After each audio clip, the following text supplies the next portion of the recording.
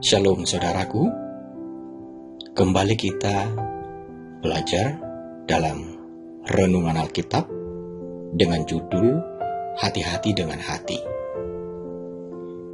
Sebelumnya kita persiapkan dulu dari Yakobus 1 ayat 12 sampai dengan 18. Di sini kita akan mengutip ayat ke-14.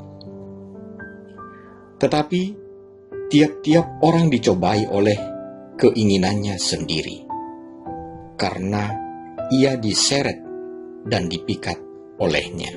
Saudara yang kekasih, berbahagia karena pencobaan tidaklah sama dengan mencintai pencobaan. Sebab pada dasarnya, siapakah yang mau mengalami pencobaan? Yakobus memberi nasihat agar tetap bertahan ketika pencobaan datang. Pencobaan dalam bentuk kejahatan tidak berasal dari Allah. Pencobaan yang merusak seseorang adalah kejahatan yang tidak berasal dari Allah. Maka ketika umat Tuhan berjuang dengan pencobaan, ia harus mempertahankan hal ini. Yang pertama adalah percaya pada janji Allah. Hati yang percaya pada janji Tuhan adalah hati yang selalu rindu untuk memahaminya.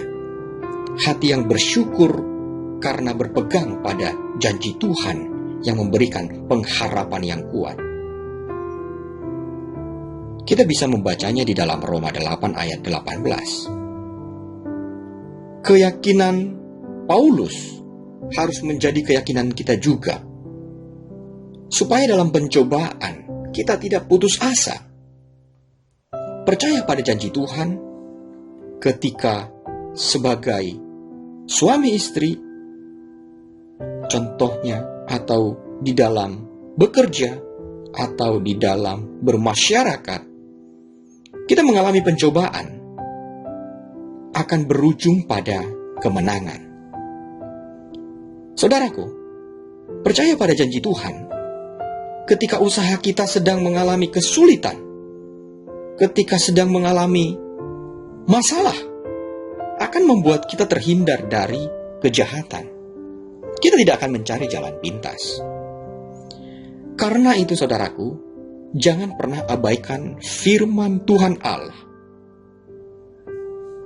Itulah sebabnya kita baik untuk membaca, mendengarkan, dan renungan Alkitab, agar senantiasa firman itu hidup di dalam kehidupan kita.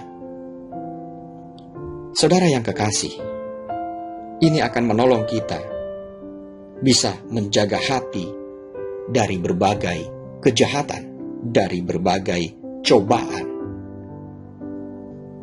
Yang kedua saudaraku, pencobaan karena keinginan hati. Pencobaan memang tidak terduga asalnya, dan lebih celaka ketika pencobaan itu datang dari diri sendiri. Hati yang penuh dengan keinginan tidak terkendali akan menghadirkan pencobaan. Kita bisa membacanya di dalam ayat 14. Hati yang merangkai keinginan jahat dan terwujud dalam tindakan akan berujung maut. Di dalam ayat 15, saudaraku, benci, iri hati, dendam adalah pencobaan yang berasal dari hati yang membuahkan perselisihan, pertikaian, dan konflik. Nah, itulah yang menyebabkan masalah terjadi.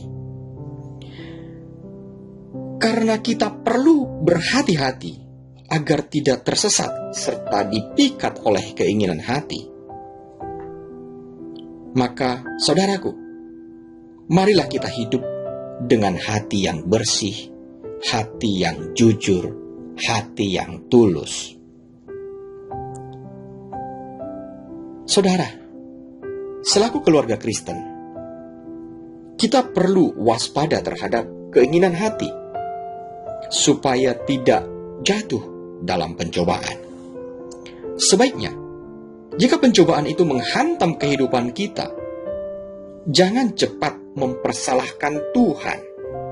Jangan langsung mempersalahkan Allah yang hidup. Ini tertera di dalam ayat 17. Percayalah pada janjinya. Tetaplah percaya pada janji Allah yang hidup. Mari kita menjaga hati kita dan menjaga kesehatan kita, saudaraku. Mari terus maju bersama Tuhan, bersama dengan Allah yang hidup, bersama dengan Tuhan Yesus. Sebab dalam persekutuan dengannya, hati kita tetap bersih. Hidup kita tidak sia-sia. Saudaraku, mari kita berdoa pada kesempatan ini. Ya Bapa Tuhan Allah kami yang hidup, jagalah hati kami, agar selalu taat kepadamu, agar selalu setia kepadamu, agar selalu takut kepadamu. Jagalah hati kami ya Bapa, agar kami dapat hidup dengan bijaksana, dan kami dapat menjadi saluran berkat-Mu bagi semua orang, dan memuliakan nama-Mu Bapa. Amin. Bersama saya Maruli Tua Sinambela, Tuhan memberkati. Amin.